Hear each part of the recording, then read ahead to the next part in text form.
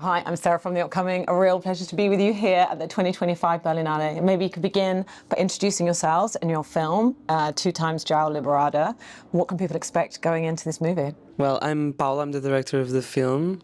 And I'm Cristiana, I'm the producer of the film. Well, I don't know, it's a film that mixes a lot of genres like historical drama, essay film, a little bit of horror thriller, and it's about João, an actress from Lisbon that is cast for a biopic about Liberada, which was a person persecuted by the Inquisition in the 18th century, gender non-conforming person. And the film is a little about the discussion that she delves into with the director, as she doesn't really agree with the way that the director is portraying this person from the past. So it's a little bit about how have we been writing history, and also in the sense of audiovisual representation, how have we been representing people that aren't with us anymore. Maybe you can tell us what kind of sparked the idea. And I just love how kind of original it is and innovative, the fact that it is this kind of film within a film, like you're sort of playing with the medium of cinema itself.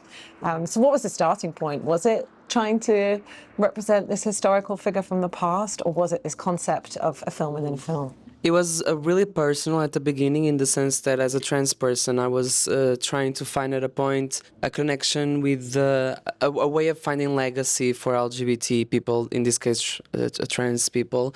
And it was like at first it was really personal. I wanted to find this out. It was when I was doing my post-graduation in sociology, and the things I was investigating about, like social movements, feminists and trans feminist movements, and suddenly I started getting interested by the idea of finding trans people in history. So I really wanted to find myself in any way in that historical past. Of course, when we think about trans people in the past, we can't really use the word trans because it's a contemporary category. So it's also a thing that we've been thinking about, but gender dissidents, I would say.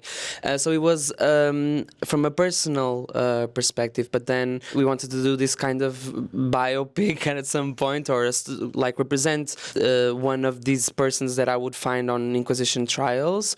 And then me and June gathered. I showed her the first synopsis I've written for this biopic. I understood that we weren't interested in portraying what was on the Inquisition documents, because it was all about violence, it was all about the perspective of the Inquisitors, because these documents are written by the Inquisitors. So we wanted to, a lot of questions raised, and suddenly for us the questions were much more interesting than just portraying a person from the documents. So the film ended up being exactly those questions. That's why it's meta-cinematographic, because the questions that we had while writing the film are in the film. And also while producing it, like all the questions of how would the director do, what would he like, how would he shoot, like even the language changes. I think it's one of the really cool thing that you can see when there is the documentary part. There's a part that it's shot in a way, but when it's the director, it's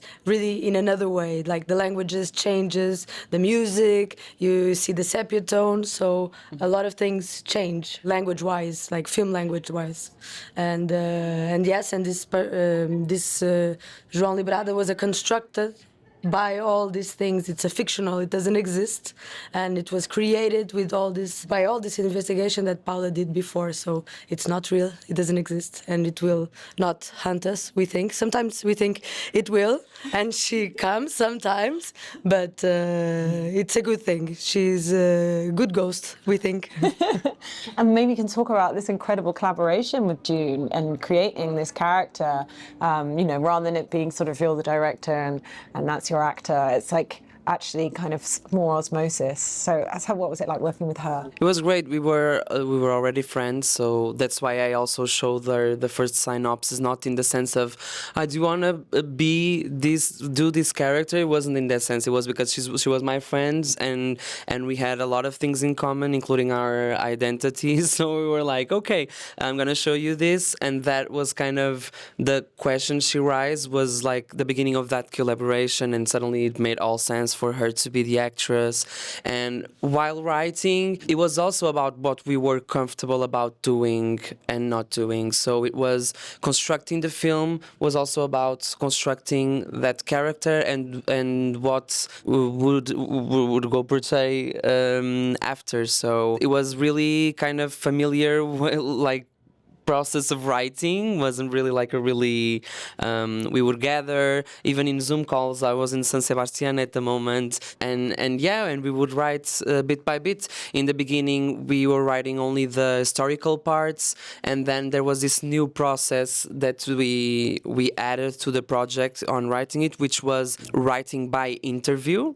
This means we would like kind of fictionalize an interview between me and her, and I would like interview her about her experience in the film as she speaks in the voiceover of our film. And that was kind of also a basis to construct that fictional interview, to construct all of the film and all of the structure of the film. And maybe you can talk a bit about the way it's shot, like you said, actually, using filming on 16mm, and how that also maybe plays into some of the themes of the film, because it's like this physical record or archive that you're creating, and how that plays into, discussions about history and who gets to tell historical narratives. So was that both a challenge, but also really integral to the way you're making the film?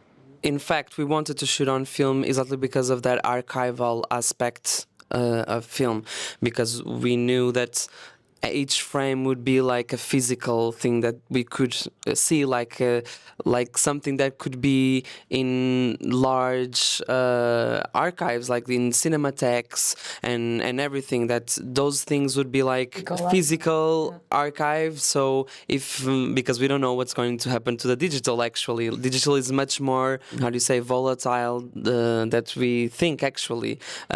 So there's much more investigation about how to archive physical film. So it was also kind of this way of thinking, no, this is going to exist physically and digitally, and it's going to be something not to be forgotten, to be like here, physical. And I think that of course changes the way you film when you shoot on film, and that's a good thing actually. I think in our case.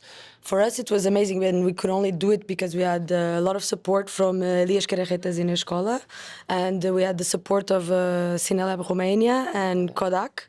And so this was great that it was the only way that we could shoot this. It was because of their support, because otherwise we couldn't have the budget for it. And that's it. Paula was super meticulous in the way that we shot all the film. She had a really big planification. Like we went to the shooting with everything like seconds, lens, everything super accurate. So we know what film we would use in this scene, this scene, this scene, this shot.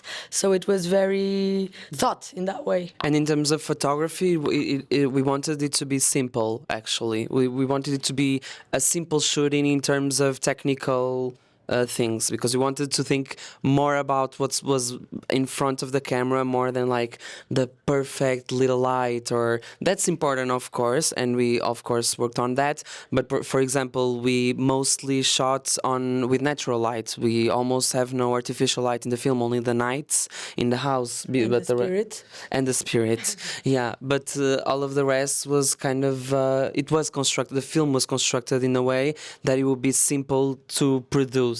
Like in terms of photography. It's like we had really small resources, a really small team, so it had to be the most practical We have to go in, go out. We had one person doing photography and lighting and every grip, everything. So, and we were all helping each other. We were a really small team. So it had to be something simple that we could move from places and work. Like almost shooting in a documentary style, not it's being a documentary because it's a fiction, but in that sense of the team being a smaller team and like being able to easily move and change roles if necessary. Yeah, because we all change roles. We are all actors. We are all script supervisors. We were doing a bit of everything in the film. Bringing in this kind of supernatural element, what did you want that to kind of signify? Is it almost because anyone necessarily retelling someone else's story, it's always not going to be 100% accurate? It's almost like the perfect thing would be if that person from the past could come and tell their own story. So is it something like that? What did you kind of want people to take away from that element particularly?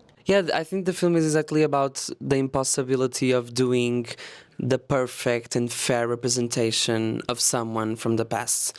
It's a little bit about this. It's about how do we trust too much on the way history is being written and crystallized.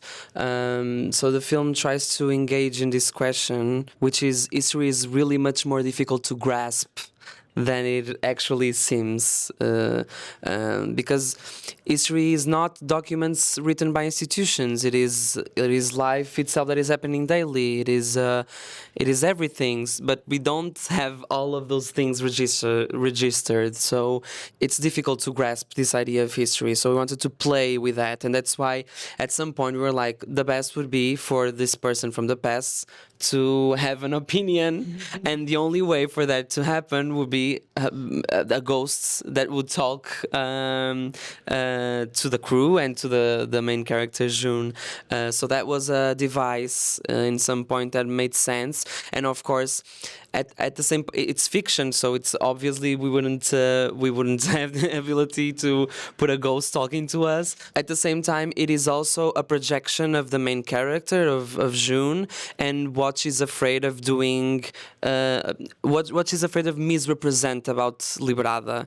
And so it's in a way the ghost of Liberada is at the same time the ghost of Liberada and the subconscious of June, I would say. And I guess it's not only about the sort of impossibility of fully accurately representing someone from the past, but also when we're talking about queer cinema, queer representation, you know, one person can't represent all trans people or all gay people. Yes. So that's probably sort of like the other layer of complexity that you're discussing, and perhaps, you know, a reflection of the thoughts you might have in your own head when you're making a film. So there's kind of a meta part to that too. Yeah, no, of course, like the last thing we wanted is for the film, is for the character to be monolithic, and we don't want to represent anyone. That's why we created a fiction. We didn't want, like, we don't think we can like grasp that. We're assuming that we can't grasp the crystallization of the identity of someone or the presence of someone. Trans people are all different from each other. Queer people are all different from each other. We are not also here to represent queer people or trans people. It's our opinion. It's our way of seeing the world. It's so of course there will be for sure critics from critical commentaries from other trans people that maybe don't identify with some things in the film. And other people that will love and really identify with it. I think we will have a lot of different perspectives from that because we're all diverse and we all have different opinions on stuff. And even the film that we proposed to do is supposed to be kind of opening questions, not closed questions. That's what we wanted to do. It's to kind of launch a debate for people to think, how do we want to be represented? Does it make sense to try to crystallize certain people in history or not? Or how can we have like the more diverse point of views from the same topic? That will be the best, I guess. I don't know. It's really difficult to think about the idea of how to portray someone. And I think that was the main thing of the film, trying to understand how to portray. And what does it mean to you to have the film here at the Berlinale? And it does feel like it's the perfect place for it, because I think there really is an emphasis here on diverse storytelling, looking at the sort of making a film itself, how we create cinema, which obviously is things that you're discussing in the film too. I think coming here was really special for us because we are both independent. We've been working a lot. We don't have a production company, and we didn't have public funds for this film. It's all a big scrap work of things here, things there, institutions that support us, private fundings, and a bit of help of our friend, our parents, our family, a bit of everything, everybody that we know were involved in the film. And we are working with our friends and with our best friends. We are working with new friends and new people, and it was a bit of collective help. And being here and bringing the team here was super important for the premiere to reward them, for people to be seen. And for us, it was super important because we really feel that making films this way was becoming a bit tiring, and we felt like we were not working fairly with people because the film has this extractive thing. It's hard work, and we're very happy to get the possibility to be here, to be the only Portuguese film in the competition. And for us, it's good and it's amazing to have this opportunity, and we hope that it will now give a travel and we kick it and we make more films and continue on this project that we started, that is working together, working with friends, working collaboratively. That I think it's the most important thing. Without people, we couldn't do this film, and we don't want to. Films are people. Films are people, exactly. And yeah, it's been nice. Do you know what you're going to be working on next? Have you already got your next idea? Well, now it's... Yeah, we already have like 2 feature films, really different things, very different things we'll be working on. Some of them, it has a connection with the themes that are on João Liberada, on Duas Vezes João Liberada, and others not. It's a more familiar project. It's about my background, my family. So it's we have these 2 projects that we are starting to look for funding.